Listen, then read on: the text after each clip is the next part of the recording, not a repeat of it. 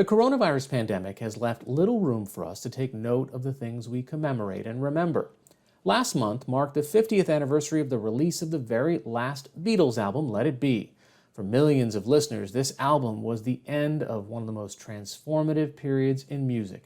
But as NewsHour Weekend's Christopher Booker learned, it has particular resonance for photographer Ethan Russell. It was on his second assignment that American photographer Ethan Russell found himself watching John Lennon listen to the White Album for the very first time. The 22-year-old had arrived in London just a few months before. The plan was to be a writer, but he had brought a camera with him.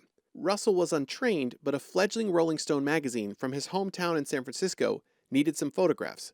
His first assignment, Mick Jagger. The second, John Lennon. I was really nervous for that one, because it was a Beatle, because it was John Lennon. But then once a camera goes up in front of my eye, the nerves go away. Lennon liked the image Russell captured that day, so much so that later he invited him to photograph him and Yoko Ono in the hospital, shortly after Ono had miscarried.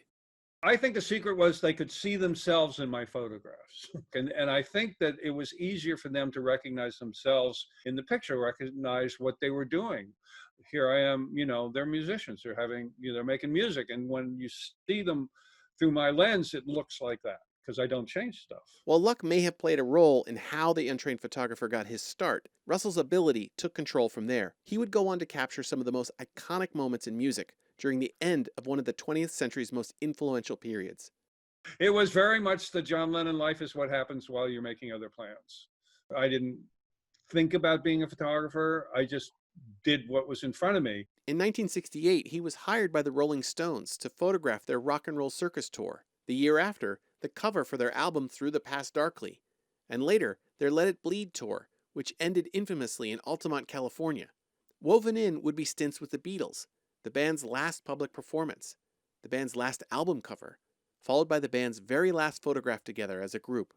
That was supposed to be a studio shoot for which I was preparing the whole week, right? And then the night before I got, oh no, we're not going to do that. We're going to go down to John's house. But they were kind of miserable. If I shot 8 rolls, if that, 6 rolls, I don't think George looked happy in one photograph. Did you have a sense that you were capturing all these last moments? The last performance, the last photo shoot, the last album cover? No. There's something about the Beatles breaking up which was fundamentally unthinkable, because of who they were. After the Beatles, Russell began working with The Who. A chance drive with the band outside of London, past some strange objects, and Russell asking Pete Townsend to pull over, resulted in one of rock's most famous album covers. I noticed out of the corner of my eye these shapes. I have no idea what it is. We go up to it, I have no idea what it is. And then I look up and Pete's pissing on it. And I thought, that's good. And so I didn't shoot a lot of it because I thought it was too outrageous.